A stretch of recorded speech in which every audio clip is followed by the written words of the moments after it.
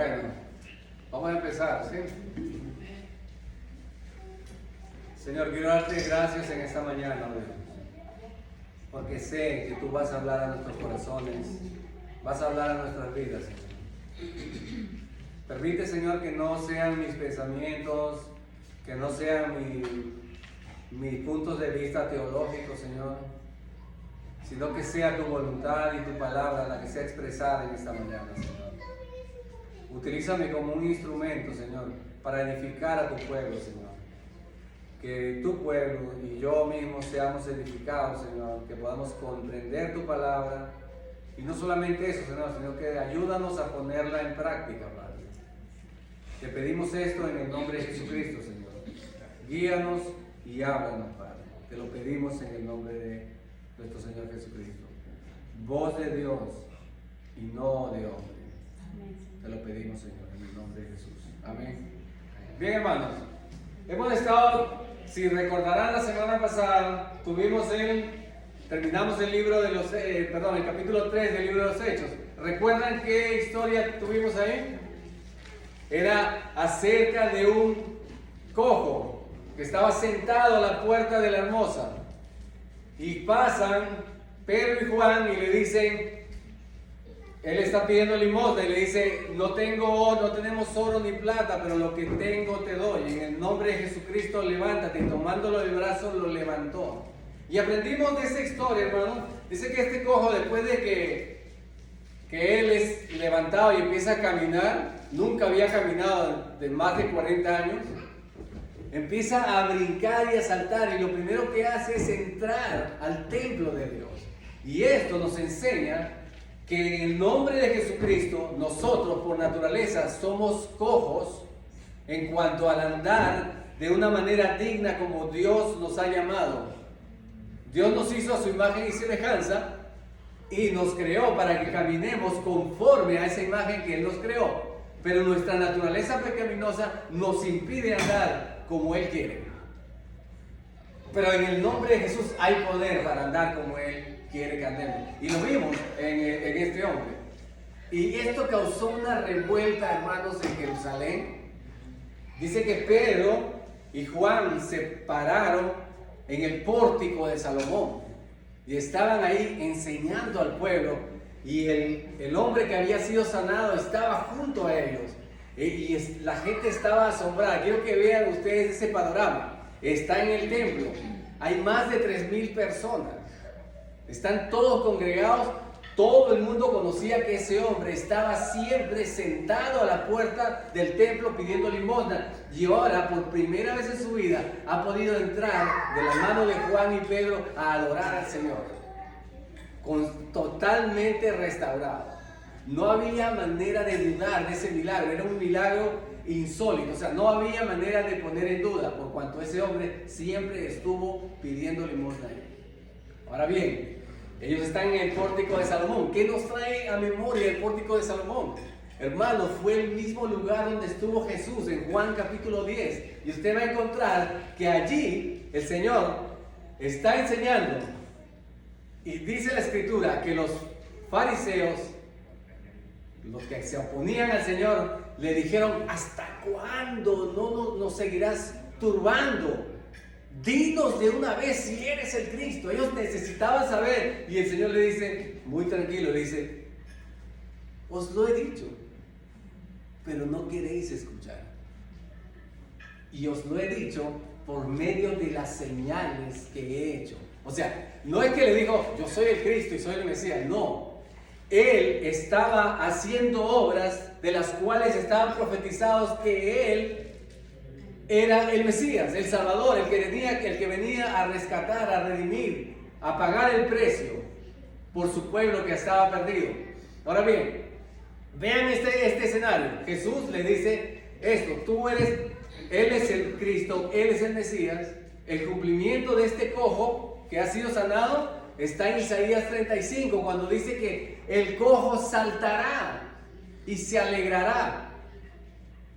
La lengua de los mudos hablará. Es una profecía acerca de Jesús. Y esta obra estaba siendo hecha delante de sus ojos, pero ellos no querían oír. ¿Por qué? Le dijo Jesús, vosotros no queréis oír, porque ya os lo he dicho. Mis ovejas oyen mi voz y yo las conozco y me siguen. Ellos no eran ovejas del Señor, estaban endurecidos, no querían escuchar. Y ahora ellos, Pedro y Juan, están juntamente con este hombre que ha sido sanado totalmente, está en el pórtico de Salomón, en el mismo lugar donde Jesús les dijo, mis ovejas oyen mi voz y yo las conozco. Y ustedes no son parte de mi redil. Ahora vamos a ver, lea conmigo capítulo 4. Dice, hablando ellos al pueblo, vinieron sobre ellos los sacerdotes con el jefe de la guardia del templo y los saduceos. Miren que vienen, sacerdotes, el jefe de la guardia y los saduceos. El cuerpo político religioso de Jerusalén. Aunque Roma eran los gobernantes, estos hombres eran poderosos ahí. Tenían control político, control religioso. Tenían autoridad. Y era en el mismo templo que estaban ellos enseñando. Se suponía que los que tenían que enseñar al pueblo eran ellos. Pero ellos estaban, viene la palabra en el verso 2 que dice resentidos. En el griego es enojados. Resentidos es, la palabra en el griego me gusta. ¿Sabe por qué? Porque denota cuando alguien se ha esforzado por hacer algo y al ver que no ha logrado el resultado que esperaba, te desanima y te sientes insatisfecho. Ese es el término en el griego. Dice resentido, es decir, ellos habían hecho todo lo posible por matar a Jesús y pensaron que ahí se terminaba todo. Ahora ellos están decepcionados de ver que hemos matado al que se suponía y ahora vemos que esta historia continúa. Ahora bien, le dice resentidos de que enseñasen al pueblo. O sea, hey, ¿quiénes son esta gente que está enseñando al pueblo? Lo que dice. Y otra cosa que es interesante, hermanos, dice que enseñasen al pueblo y anunciasen en Jesús la resurrección de entre los muertos. Ahora bien, si leemos el verso 1, dice que con ellos estaban los saduceos. Si ustedes recordarán la historia, ¿saben quiénes son los saduceos? Era un grupo de religiosos de la época de Jesús, juntamente con los fariseos, los cuales tenían una tendencia, o se puede decir una teología, un modo de pensar, en el cual decían que la vida del hombre radicaba en esta tierra y una vez que moría se acababa su existencia y no había más allá nada. No existían ángeles. Sí, es verdad que Dios creó todas las cosas, sí, es verdad, pero Él no tiene ninguna relación con su creación. Lo creó y lo dejó allí. Esa era la forma de creer de los saduceos. Generalmente eran parte de la aristocracia, o sea, de la gente de dinero. Como decimos en mi país, la gente de billete, ¿no? Era la gente así. Ellos eran la mayor parte de los sacerdotes. Entonces estos hombres están enojados. ¿Por qué? Porque Pedro y Juan están enseñando acerca de la resurrección. Si ustedes recordarán, ellos trataron de tentar a nuestro Señor y le dijeron: Maestro, dinos una cosa. En la ley está escrito que si un hombre muere y no ha tenido descendencia con su esposa, hermano que sigue puede ir y tomar a la esposa y para que él tenga descendencia. Ok, había un hombre que se casó con una mujer y no pudo tener hijos y murió. Y la tomó su hermano el segundo y lo mismo. La tomó, no tuvo hijos. Y luego el tercero, el cuarto y 7 hijos. Tomaron a la misma mujer y ninguno de ellos pudo darle hijo. En la resurrección, porque ellos no creían en la resurrección, en la resurrección, ¿de quién será mujer esta? Si ha habido 7. Y entonces Jesús le dijo: vosotros erráis. ¿Por qué? Porque desconocéis las escrituras, y el poder de Dios. Dos cosas. Ustedes tratan de burlarse de mí, le dije Jesús, como que esto no encaja, porque en su filosofía, en su mentalidad, esto no puede funcionar. ¿De quién va a ser la esposa? Miren, esto no es así, porque cuando venga el día de la redención, dice que seremos como los ángeles. No habrá gente que se dé en casamiento, no habrá necesidad de casarse ni de darse en casamiento, no es necesario eso. Ahora bien, Jesús le dice, pero en cuanto a que si los muertos resucitan, ¿no habéis leído en la ley cuando dice, yo soy el Dios de Abraham, de Isaac y de Jacob? Cuando en la zarza lo llama Moisés, y Dios es Dios de vivos, no de muertos, pues para él todos viven. Y bien dicho, le dijeron los fariseos que sí creían en la resurrección, y entonces no pudieron y no se atrevieron a hacerle ninguna pregunta más. Estos eran los saduceos. Ahora bien, Jesús ha resucitado, y ellos, los apóstoles, están enseñando que Jesús ha resucitado, y eso rompe su teología, su modo de pensar. Le está diciendo, está echando por tierra toda su creencia. Y son los principales, hermano. Lo mejor, los que más saben, los más ricos, o sea, la clase más poderosa, pero está quedando en tierra toda su teología. ¿De quién? ¿De parte de quién? De dos hombres. Ahora veamos cómo los llaman. Dice, echaron mano, dice, y los pusieron en la cárcel. Como tenían poder, ahora los han puesto en la cárcel hasta el día siguiente, porque ya era tarde. No podían hacer un juicio que era en la noche. Pero, si ustedes recordarán, a nuestro Señor Jesucristo sí le hicieron un juicio, y de noche. Ahí no les importó violar sus leyes de juicio, de hacer juicios en la noche. No les importó porque querían matarlo y no les importó nada. Ahora bien, ahora sí aquí dijeron, ya es tarde, es mejor metámoslo en la cárcel para que mañana resolvamos este asunto. Y bueno, van Pedro y Juan a la cárcel. Y muchos de los que habían oído, pero, mire lo que dice el verso 4, vea conmigo. Pero, recuerden cuando yo leo, cuando hay un pero, es que algo va en contra, en oposición a esto. O sea, es como decir, llegué tarde, pero, ¿qué significa? Que hay algo que ocasionó esto. Hay un pero. Ahora bien, aquí usted ve, pero, vean, Pedro y Juan están predicando, ahora son echados en la cárcel, pero muchos de los que habían oído la palabra creyeron, y el número de los varones era como 5,000. O sea, no importa lo que esté pasando, y aun cuando se lleven presos, nada va a detener la predicación del Evangelio y que la gente sea salvada por medio de la predicación de la palabra de Dios. Es lo que está diciendo. Pero, no importa lo que pase, la gente se seguía salvando, Dios seguía salvando personas.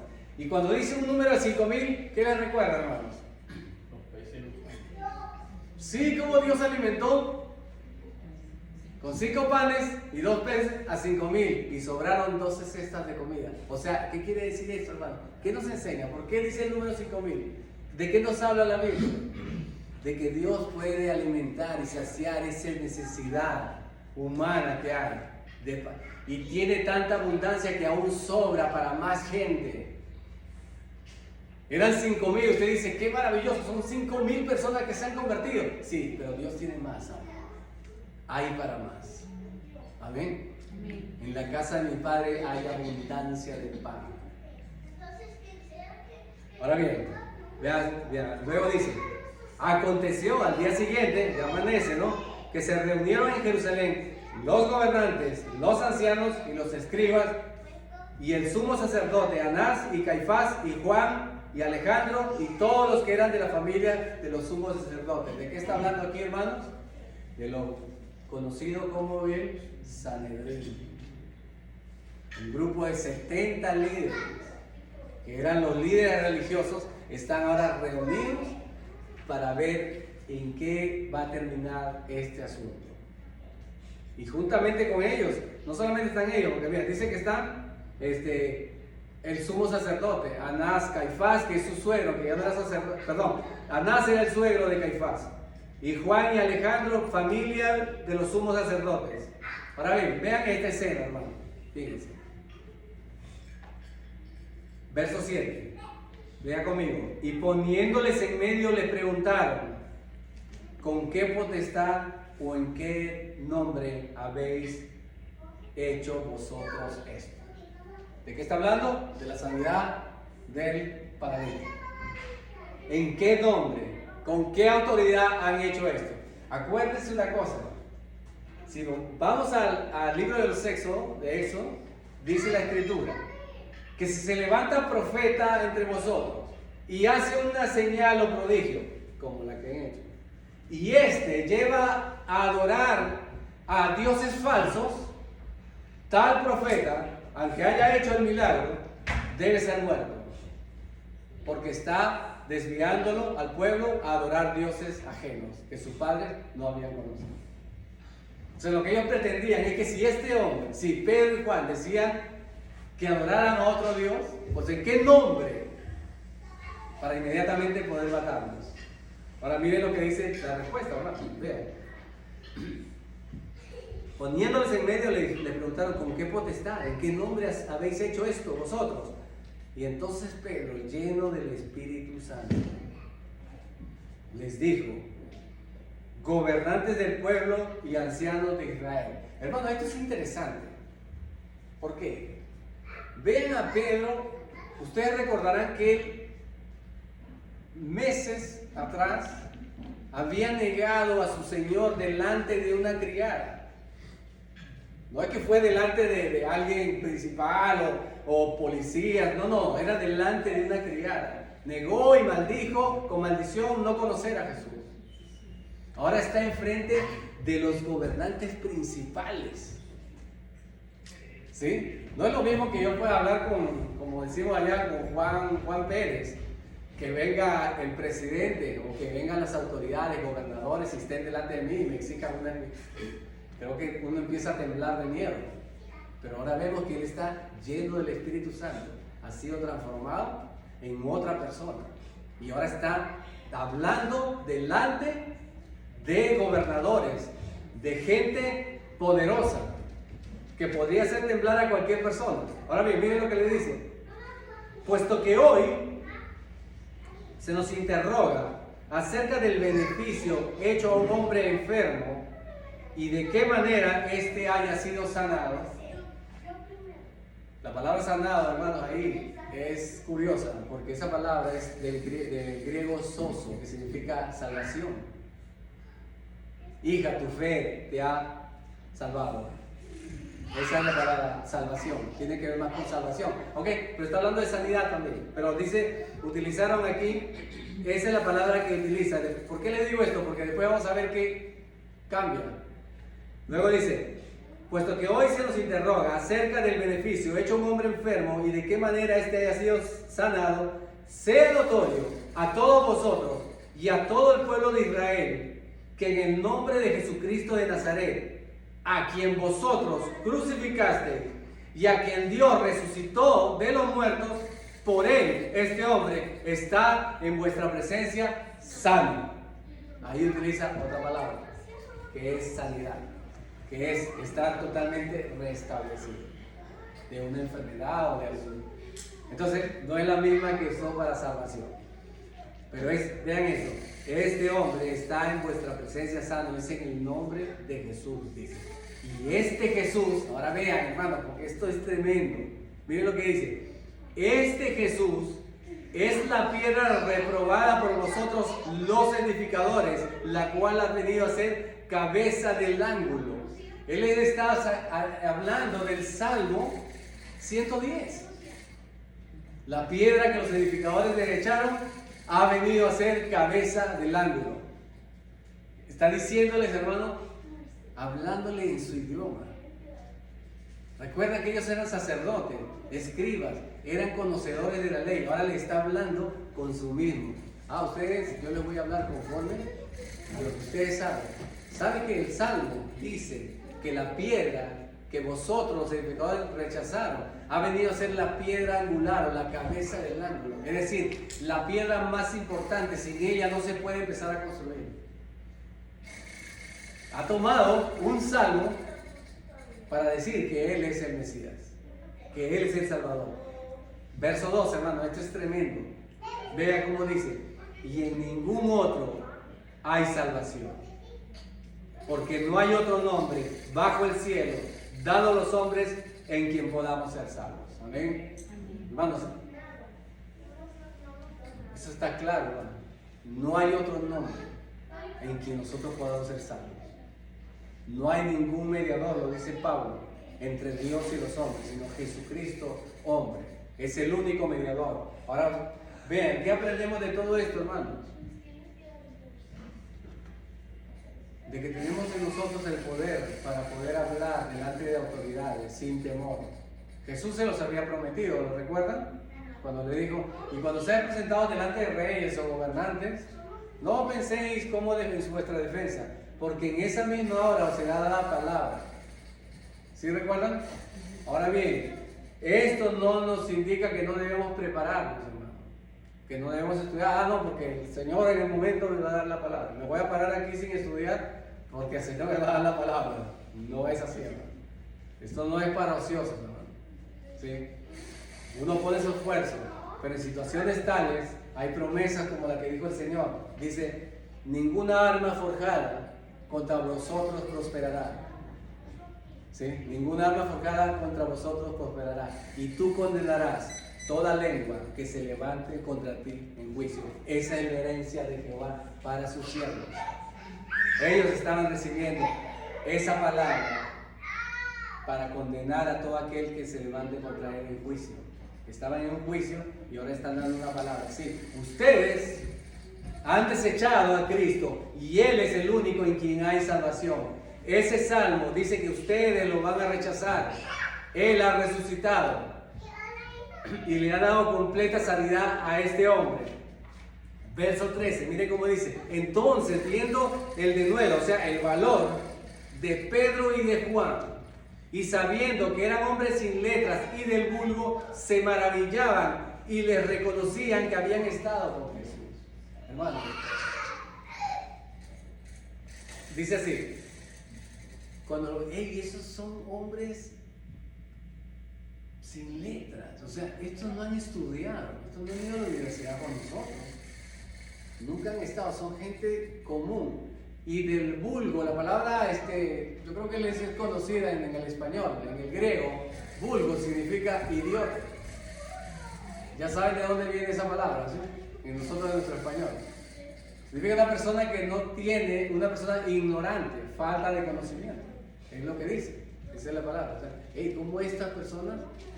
Pero sí reconocían una cosa, que ellos habían andado con Jesús. El andar con Jesús hace la diferencia, hermanos. ¿Sí? Puede que usted no tenga estudios en un instituto o en una universidad teológica, pero si usted anda con Jesús, definitivamente la gente va a saber de que usted anda con Jesús. Amén. Ahora vean, fíjense. Entonces, y viendo al hombre que había sido sanado, que estaba en pie con ellos, no podían decir nada en contra. O sea, hermanos, hay una prueba indubitable. Este hombre ha sido sanado. ¿Qué podemos hacer? No hay nada que podamos decir. O sea, no podemos negar el milagro. Y le está diciendo en su cara de que ellos son culpables de que a ustedes crucificaron a Cristo. Los está acusando. Entonces, miren, dice que no podían decir nada en su contra, hermano. Nada. Como dice: tú condenarás toda lengua que se levante contra ti en juicio. No podían decir nada. Entonces les ordenaron que saliesen del concilio y conferenciaban entre sí. Bueno, salgan un momento. Y empezaron ellos ya a puerta cerrada. Tenemos que solucionar esto. Fíjense lo que dice. Y dicen diciendo: ¿qué haremos? ¿Qué haremos con estos hombres? Porque de cierto, señal manifiesta, de cierto, señal manifiesta ha sido hecha por ellos notoria a todos los que moran en Jerusalén y no lo podemos negar. ¡Ey! ¿Qué hacemos? Hermano, vean la dureza del corazón de estos hombres. Ellos están reconociendo de que hay una señal milagrosa, es real, no lo pueden negar, pero siguen endurecidos, hermano. Tal como lo dijo Jesús en el mismo pórtico. Vosotros no sois mis ovejas oyen mi voz. Yo las conozco y me siguen. Ok, ahora vean. Sin embargo, para que no se divulgue más entre el pueblo, amenacémosle para que no hablen de aquí en adelante a hombre alguno en este nombre. Ok, ustedes recordarán, los que han estado asistiendo conmigo a la clase de los miércoles, en Génesis yo les enseñé que una forma del hebreo, el hebraísmo, hablar cuando quiere hacer énfasis en algo, es repetir esa palabra 2 veces. ¿Sí les dije, recuerdan? Les di el ejemplo de lo que pasó con Eva, Adán y Eva. ¿Sí recuerdan? Que Dios le dice a Adán, puedes comer de todo árbol. Y ahí le hace el énfasis, comer, le dice. Tú puedes comer. Pero si comes de este árbol de la ciencia del bien y del mal, de este árbol no comes, porque el día que comas vas a morir. Hay 2 énfasis. Puedes comer abiertamente. Morir, si comes del otro. Cuando Eva fue tentada, Eva siempre dijo, podemos comer, no le puso el énfasis. Y moriremos. Tampoco le puso el énfasis. Mientras que Satanás sí le puso el énfasis. Dijo, no morirás. Él sí habló la palabra correctamente, pero para negarla. ¿Ok? Le dije esto. ¿Por qué le digo esto? Porque aquí utilizan ese mismo. Cuando le dice, en el original, en el griego, dice, sin embargo, dice, para que no se divulgue más entre el pueblo, amenazándolos. O sea, hay un énfasis ahí del hebreo, es decir, vamos a amenazarlos, pero con ese énfasis. Ahora bien, mira, dice, para que no hablen de aquí en adelante a hombre alguno en este nombre. Y llamándolos, les intimaron de que en ninguna manera hablasen ni enseñasen en el nombre de Jesús. Ahora bien, miren lo que dice, verso 19.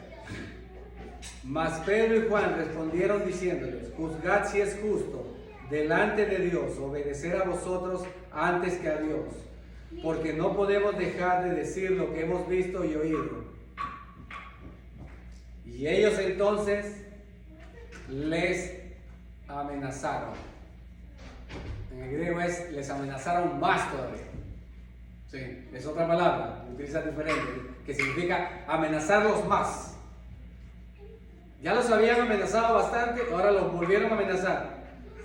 Dice, pero los soltaron, no hallando ningún modo de castigarles por causa del pueblo, porque todos glorificaban a Dios por lo que se había hecho. Ahora bien, hermano, estamos viendo de aquí las autoridades a la cual Romanos capítulo 13 nos dice, someteos todas las personas a las autoridades, porque todas han sido instituidas por Dios. Y el que resiste a las autoridades, a lo establecido por Dios resiste. Y los que resisten acarrean para sí mismo condenación. Es decir, nosotros como ciudadanos debemos sujetarnos a las leyes de los gobernantes. Pero cuando estas leyes entran en oposición con la palabra de Dios, no hay que sujetarlas. Les voy a dar ejemplo. Vean ustedes. Ustedes recordarán cuando salió el edicto de Faraón para que matasen a todos los niños varones de los hebreos. ¿Qué hicieron las parteras egipcias? No obedecieron el mandato del rey y escondían a los niños para que ellos no los matasen. Y dice que Dios bendijo a las parteras. Entonces estamos viendo que ellas mintieron y Dios las bendijo. ¿Por qué? Porque ellas estaban cumpliendo una voluntad que es mayor. La de Faraón era matar, y el Señor ha dicho no matarás. Iba contrario a la ley que Dios había establecido. Esa es una. La otra la podemos encontrar, recordarán en Daniel. Libro Nabucodonosor, el rey Nabucodonosor hizo una estatua. Hizo una estatua y quería que todos la adoraran. Y el Señor, la Escritura dice, solo a tu Dios adorarás. Y había 3 jóvenes que no se postraron ante la estatua. Y ellos fueron arrojados a un horno de fuego. Pero el Señor los libró. Pero ellos no obedecieron el mandato del rey. Pero el Señor los libró en ese caso. Ahora vemos que Pedro y Juan hacen lo mismo. No podemos obedecer. Vamos a seguir hablando lo que hemos visto y hemos oído. Pero hay una diferencia, hermano. No es con altivez, no es con arrogancia ni con rebelión. Es simplemente, ellos dicen, juzgar, ancianos, juzgar. Si es justo obedecer a los hombres antes que a Dios. Porque no podemos dejar de decir lo que hemos visto y hemos oído. Pero aquí no ve usted rebelión de ningún modo. Simplemente, lo siento, hermano, pero yo no voy a dejar y no les puedo obedecer. Y Pedro ha sido en todo, no los ha insultado, no los ha dicho, ¿por qué me tienen aquí ustedes injustamente? No, simplemente no podemos obedecer.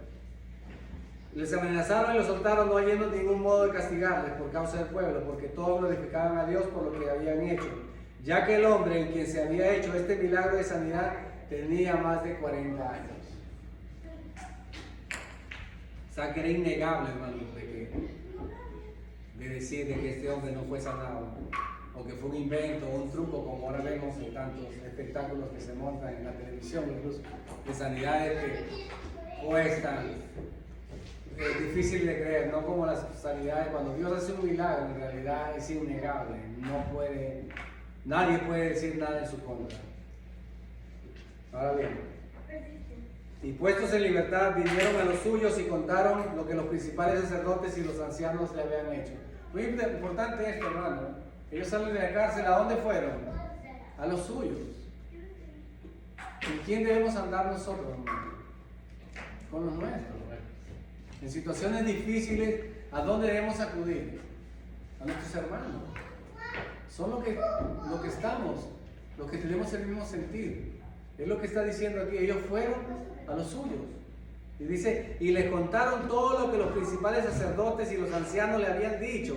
Y ellos, habiéndolo oído, alzaron unánime la voz a Dios y dijeron, miren la oración que hacen ellos. Cuando los han sido amenazados, mira, dice, soberano Señor. Miren a qué apelan, hermano. Por eso es importante conocer a Dios. Porque los gobernantes de este mundo estaban diciéndole que ellos no hablaran más. ¿Y qué le están apelando a ellos? Dicen soberano. ¿Qué significa soberano? Que está por encima de todo. Que Él hace lo que Él quiere, y cuando Él quiera. Porque Él es soberano. Y están apelando a ese atributo de Dios. ¿Sí? Ahí no dijeron, Señor sanador. No, porque ellos no necesitaban una sanidad. Ellos apelaron al atributo como Él se dio a conocer, como el Dios soberano. Ahora le dice, soberano Señor, tú eres el Dios que hiciste el cielo, la tierra, el mar y todo lo que en ellos hay. Está diciendo de que Él es el creador de todas las cosas. Todo es de Él. Él hizo todo. Ahora bien, y que por boca de David, tu siervo, dijiste. Aquí va a aplicar, miren, la oración de esta gente, hermano, de estos hermanos. Ellos aplican el Salmo 2. Dice, ¿por qué se amotinan las gentes y los pueblos piensan cosas vanas? Se reunieron los reyes de la tierra y los príncipes se juntaron en uno contra el Señor y contra su Cristo, o contra su ungido. Ellos están recitando, hermanos, el Salmo 2. Y esto nos debe ayudar, hermanos, de que ¿cómo deben ser nuestras oraciones? Oraciones conforme a la palabra. Ahora, ¿han notado la diferencia de la oración? Ellos no dijeron, Señor, líbranos de estos perversos, quítalos de en medio. No. ¿Qué es lo que les piden? Miren, verdaderamente, dice, se unieron en esta ciudad contra tu santo Hijo Jesús, a quien ungiste, Herodes y Poncio Pilato, con los gentiles y el pueblo de Israel, para hacer cuanto tu mano y tu consejo habían antes determinado que sucediera. Ahora, Señor, mira sus amenazas y concede a tus siervos que con todo valor o de nuevo hablen tu palabra. ¿Qué le están pidiendo? Solo valor para seguir haciendo la voluntad de Dios. Usted no ve, quíteme esto, sácalos, derríbalos, ¿no? Ahora, Señor, mira sus amenazas y concede a tus siervos que con todo denuedo hablen tu palabra, mientras extiendes tu mano para que se hagan sanidades y señales y prodigios mediante el nombre de tu santo Hijo Jesús. Y cuando hubieron orado, el lugar en que estaban congregados tembló, y todos fueron llenos del Espíritu Santo y hablaban con valor o con denuedo la palabra de Dios. Dios oyó su oración. ¿Por qué? Porque era una oración conforme a la voluntad de Dios. Dice la Escritura, si pides algo conforme a mi voluntad, sabemos que Él nos oye. Si pedimos algo conforme a su voluntad, sabemos que Él nos oye. Y podemos estar confiados que tendremos las peticiones de nuestro corazón. Y así fue, les dieron eso. Ahora bien, para terminar, hermanos, dice, y la multitud de los que habían creído era de un corazón y un alma, y ninguno decía ser suyo propio nada de lo que poseía, sino que tenían todas las cosas en común. Y con gran poder los apóstoles daban testimonio de la resurrección del Señor Jesús, y abundante gracia era sobre ellos, sobre todos ellos. Así que no había entre ellos ningún necesitado, porque todos los que poseían heredades o casas las vendían y traían el precio de lo vendido y lo ponían a los pies de los apóstoles, y se repartía a cada uno según su necesidad. Entonces José, a quien los apóstoles pusieron por sobrenombre Bernabé, que traducido es hijo de consolación, levita, natural de Chipre, como tenía una heredad, la vendió y trajo el precio y lo puso a los pies de los apóstoles. Vean que dice que había, hermanos, un solo sentir en el pueblo del Señor. Eran de un corazón y de un mismo sentir. Y estaban todos, y no había necesidad, nadie tenía necesidad de casas, de cosa alguna. Es más, los que tenían sus propiedades de mar, yo sé que muchos han mal tergiversado esto, a que no debes vender tu casa y no debes tener nada. No.